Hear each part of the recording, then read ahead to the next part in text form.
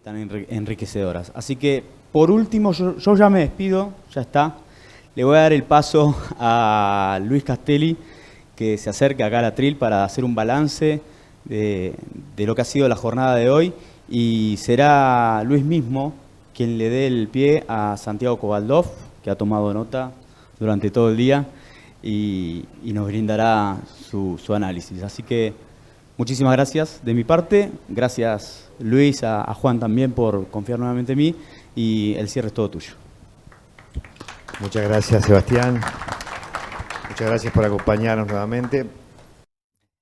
En primer lugar, agradecer a todos los que han participado durante esta jornada, a todas las autoridades que se han sumado en esta oportunidad, a todos los que apoyan a Consensos Patagónicos, a Hugo nuevamente por facilitarnos este lugar, hacernos sentir como en casa.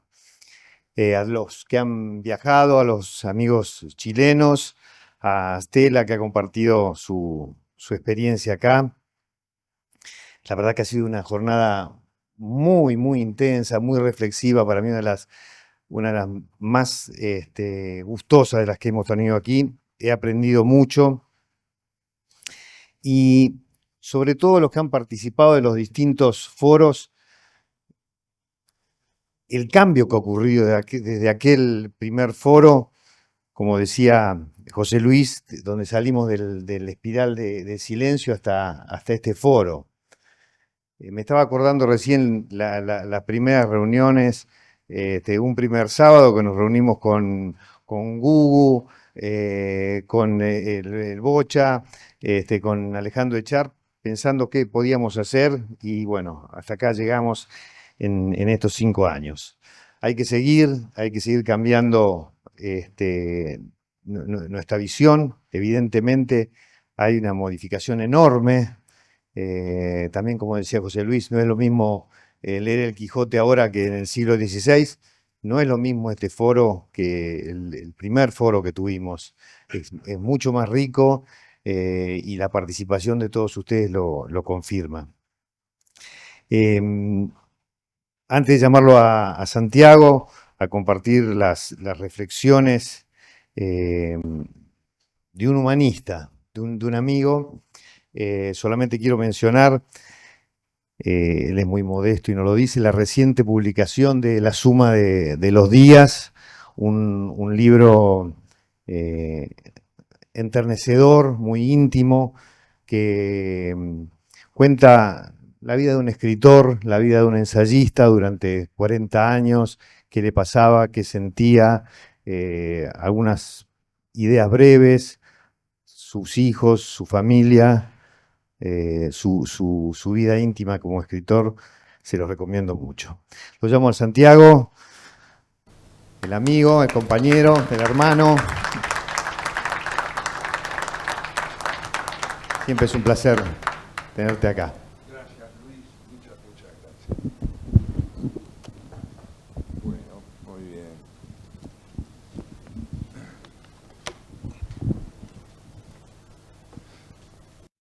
Alguna vez me preguntaron si yo era optimista y rotundamente contesté que no.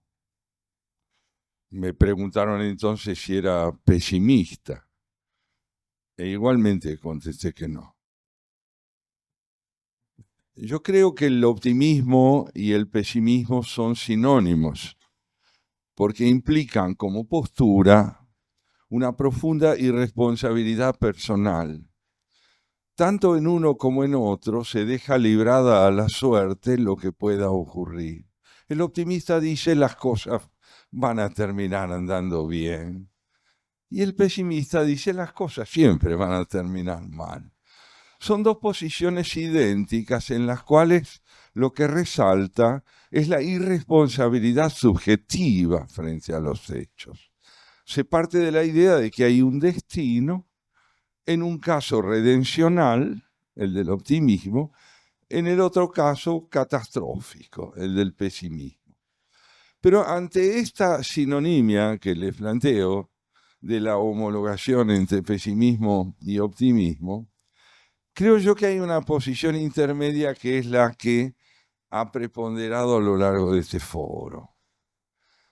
Este ha sido un foro espléndidamente extenuante. Espléndidamente extenuante, lo ha dicho muy bien Luis, porque la reflexión abundó de tal manera, el dramatismo de los planteos, la lucidez y la franqueza con que se habló, la negativa a rehuir lo complejo en favor de las simplificaciones. Todo eso tiene que ver con una postura que es la del hombre en el sentido genérico, la del hombre esperanzado. El hombre esperanzado es aquel que en un panorama donde abundan las oscuridades ve también indicios de claridad, matices. El gusto por el matiz es un indicio realmente de discernimiento y sensibilidad. Allí donde se dice todo está mal, el hombre esperanzado dice no, hay indicios de que las cosas no son un todo homogéneo y cerrado. Y allí donde se dice todo anda bien, lo escuchábamos hace un minuto a un hombre que prometió que teníamos libertad para irnos si nos aburríamos, hizo una exposición espléndida. Yo le iba a preguntar, de paso, esto como digresión, un hombre apasionado con el derecho, ¿tiene derecho a presentar lo suyo como algo aburrido? Porque lo que expuso aquí fue precisamente el valor de la ley. Y a esto me voy a referir enseguida. Pues bien, entonces decía, el pensamiento esperanzado es el que se niega a las totalizaciones, a los planteos absolutos, a la idea de que lo real cabe en una definición. Yo creo, y lo digo como escritor, las palabras no terminan nunca de alcanzar la realidad, se aproximan, se acercan, pero no la contienen plenamente. Una nota a pie de página, muchas veces compartida con Luis. Cierto día en una reunión social estaba yo en un pequeño grupo donde estaba Jorge Luis Borges también. Y se acerca un señor conmovido, le extiende la mano, se la toma a él y le dice, Borges, estoy encantado de conocerlo. Y Borges le dice, no sabes cómo lo envidio. Me pareció extraordinario, ¿no? Me pareció extraordinario, pero toda una advertencia acerca de lo que significan las palabras y las identidades. Nos aproximamos. Uno es aproximadamente, Oscar Wilde, uno es aproximadamente uno mismo. Es, decía él, conveniente ser un poco improbables. Y yo creo que aquí ha preponderado hoy todo el día la cautela, el amor al pensamiento, el apego a la ley, la convicción de lo complejo y la cautela en las definiciones. ¿Tenemos todo resuelto?, decía Bruce. No tenemos todo resuelto. ¿Tenemos conflictos? Sí, tenemos conflictos. ¿Qué quiere decir esto? Que la realidad es una tarea.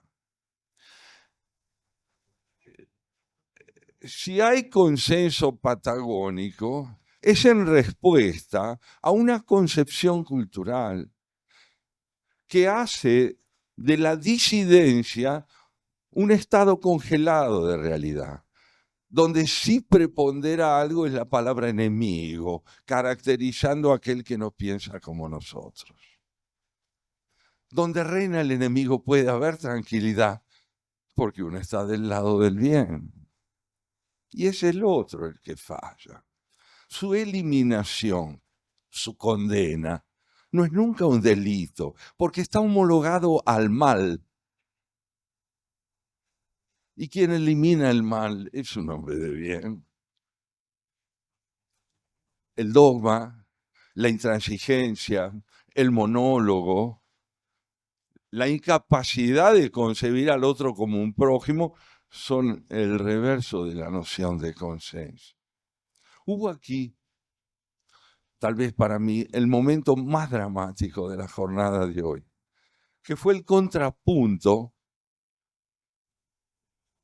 no necesariamente explícito, pero evidente, entre la exposición de nuestros amigos chilenos y la exposición de Knoll, de Marx. Nuestros amigos chilenos, ¿qué dijeron? Estamos en un país donde el Estado no se hace responsable de la necesidad de promover la convivencia. Estamos en un país donde las comunidades mapuches esencialmente han desaparecido cívicamente, y yo se lo dije a uno de ellos. Son inexistentes cívicamente. No tienen la posibilidad de ser concebidas como un prójimo. Y del lado de Marx, ¿qué aparece? Del lado de Marx aparece la idea de que si yo no soy con el prójimo, no soy. Que es un planteo implícito en el planteo que nos hicieron los dos analistas chilenos. La reivindicación del prójimo atravesó toda la exposición del día. Pongámonos de acuerdo en esto. ¿Qué es el prójimo? No es alguien por quien yo tengo consideración. No es alguien a quien yo trato bien porque soy una persona educada. No es tampoco alguien por el que tengo consideración porque, en fin, uno debe tomarlo en cuenta como un vecino. El prójimo es la posibilidad de que yo exista como ser humano. El prójimo es aquel con quien yo me constituyo como alguien, porque quien me ratifica como significativo es la mirada del otro. Es el otro el que con su presencia viene a decirme que soy y que estoy. Es una cuestión moral hacia la posibilidad de tener sentido. En nuestra especie, uno se constituye con el otro. Es en interlocución con el otro que ganamos estatuto de vida moral y personal. Si no lo entendemos así, viviremos en una sociedad de convencionalismo. Yo trataré bien a mi vecino simplemente porque no soy un salvaje. Pero en nuestras sociedades, en el mundo de hoy, en el contexto global que nos rodea, el dilema del significado del prójimo es hoy decisivo porque vivimos en un mundo donde el otro ha perdido sentido como parte constitutiva de mi vida. Estamos en guerra en el planeta. Estamos en guerra contra el planeta. Vivimos en un mundo donde la política en las principales naciones del mundo le niega a la ciencia autoridad para hablar del cambio climático. Y contiene en su enunciado la prepotencia de decir que si la ciencia fue significativa en la modernidad, si la modernidad le dio a la ciencia la palabra para que oriente la cultura del planeta, en la posmodernidad, en la Norteamérica de Trump, en el mundo de Bolsonaro, en el mundo de Hungría, allí se dice que la ciencia ya no significa nada cuando habla del cambio climático. Sus argumentos no valen porque lo que vale es el poder. La disociación entre verdad y poder está en las antítesis de lo que aquí se ha planteado, de lo que hoy escuchamos. Lo que aquí se ha pedido hoy es que el poder político sea consecuente con la ley y la verdad. Y esta demanda que ustedes han formulado hoy aquí es culturalmente central porque hace, vuelvo a Marx, a la cuestión de la educación. ¿Qué es un hombre educado? Uno que sabe inglés, el que sabe geografía, el que es abogado, el que estudió filosofía, no. Esos son especialistas. Especialistas. Un hombre educado es el que tiene sentido de la interdependencia con los demás y con la interdependencia entre su saber y el saber de los demás.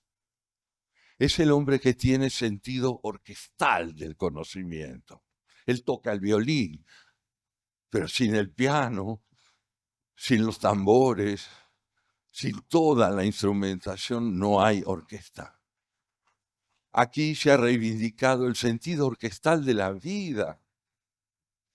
En el testimonio del INAI que precedió al que hizo Claudia Bruch, el que hizo Sonia, ¿qué se vio?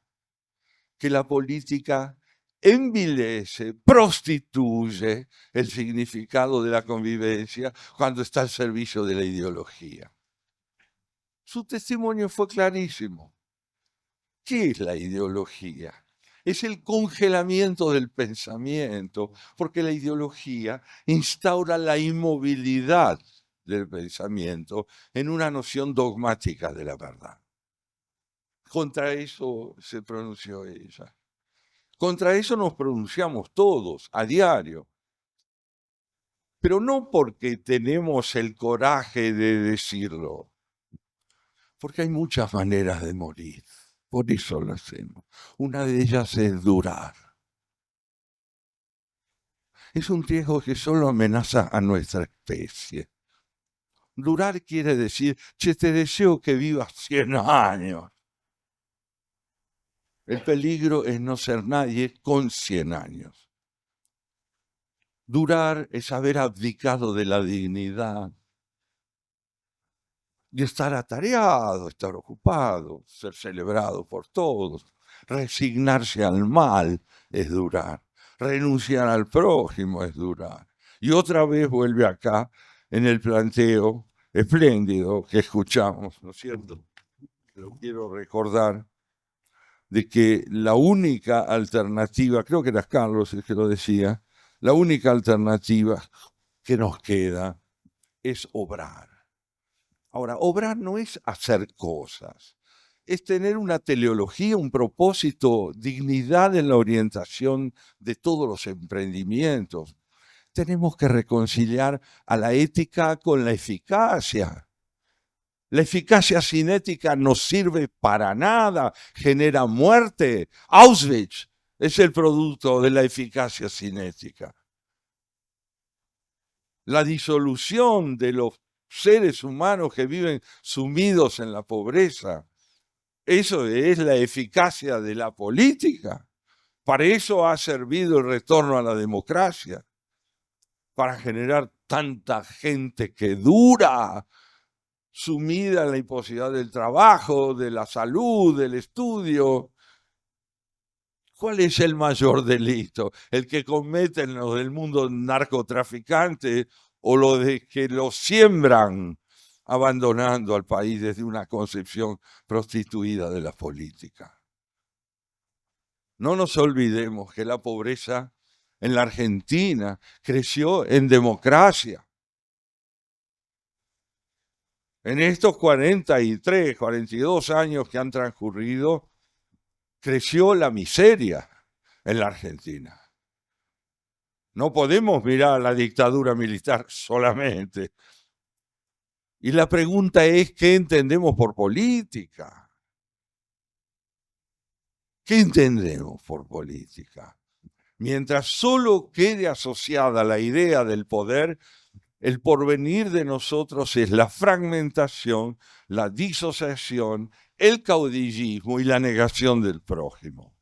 Si entendemos la política como consenso, si entendemos la política como la posibilidad de una política de inclusión, entonces estamos yendo hacia la república, a la república perdida, como en su momento la nombró un gran crítico literario, Luis Gregorich. Tenemos que recuperar la república. Eso está implícito en todos los planteos que escuchamos hoy. Porque en el campo del derecho, en el campo del medio ambiente, en cualquiera de los órdenes temáticos que hoy fueron abordados, palpita esta idea preponderante de la reconstrucción de la convivencia. No sé si lo entendemos bien, pero no digo individualmente. La hemos perdido. Convivir no es no matarnos a tiros. Es entender el valor sagrado de la diferencia. El valor sagrado de la diferencia. Estamos en una época en la cual estamos empezando a reconocer, y esto no es una ironía, que las mujeres son seres humanos. ¿Se dan cuenta? Que tienen derechos a ser libres. Que la orientación sexual de cualquiera puede ser realmente la que elija. Que la identidad es una tarea y no un hecho consumado. Somos pobres de espíritu. Y sin embargo, somos tarea. Venimos acá y mostramos como esperanzados matices, indicios de que podemos. Vino el amigo canadiense y ¿qué nos contó? Que el Estado es consciente del sufrimiento sembrado en el pasado por Canadá, por la bestialidad del Canadá que aniquilaba a sus poblaciones indígenas y asume ese dolor como parte constitutiva de un proyecto de reconstrucción de su identidad. El sufrimiento, la conciencia, como dijo él, el día de la verdad y la reconciliación. La verdad es siempre dolorosa. ¿Cómo no va a serlo? Ellos han tenido el coraje de enfrentar su pobreza con un proyecto de convivencia. No son ejemplares en el sentido idealizado, son profundamente humanos, porque saben que uno no termina nunca de pagar la deuda con el dolor, con la exclusión, con la negación del otro, pero puede emprender esa tarea. Y yo creo que aquí lo que nosotros hemos visto en este foro, que creo que es el quinto, en este foro yo he venido a varios, es una intensidad en la esperanza extraordinaria, porque hemos visto matices. Y si de aquí no salimos con un proyecto omnipotente de vida futura, sí salimos con una conciencia más alta de la sinonimia entre esperanza, democracia, construcción del encuentro con el prójimo y la posibilidad de entender que la tarea personal, si no está asociada a una convivencia con los demás, es un delirio enajenado en la autosuficiencia. Yo les agradezco muchísimo lo que me dieron hoy.